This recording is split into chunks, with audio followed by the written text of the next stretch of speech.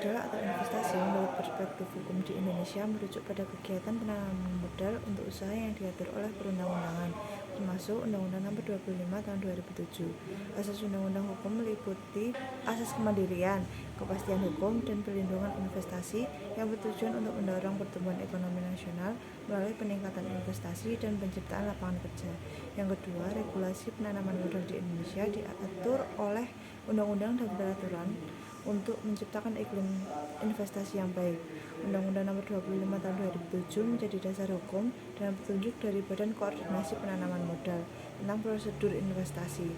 Insentif investasi termasuk bebas pajak untuk sektor tertentu, pengembalian pajak dalam periode tertentu, kemudahan perizinan secara online, dan fasilitas di kawasan ekonomi khusus. Namun terdapat juga pembatasan seperti daftar negatif investasi, ketentuan lokal konten, dan regulasi lingkungan yang harus diikuti oleh investor. Regulasi ini berdampak pada tingkat investasi dengan menarik investasi asing dan mendorong investasi dalam negeri serta membantu menciptakan kepercayaan di kalangan investor. Peningkatan investasi berkontribusi pada pertumbuhan ekonomi, penciptaan lapangan kerja, peningkatan produktivitas, dukungan infrastruktur, dan diversifikasi ekonomi.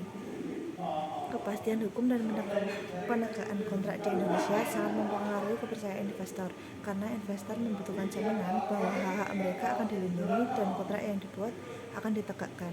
Ketidakpastian hukum dapat menghambat investasi jangka panjang, sementara kepastian hukum yang baik dapat mendorong keberlanjutan investasi dan pertumbuhan ekonomi. Dan yang terakhir ada hak investor mencakup kepastian hukum, perlindungan dari tindakan pemerintah, insentif pajak, partisipasi dalam keputusan investasi, dan hak untuk meraih keuntungan. Di sisi lain, kewajiban investor meliputi mematuhi peraturan, membayar pajak, berkontribusi pada pembangunan sosial, menghormati hak tenaga kerja, dan melaporkan aktivitas investasi kepada pemerintah. Keseimbangan antara hak dan kewajiban dijaga melalui regulasi yang jelas, mekanisme penyelesaian sengketa, dialog antara pemerintah dan investor, serta penegakan hukum.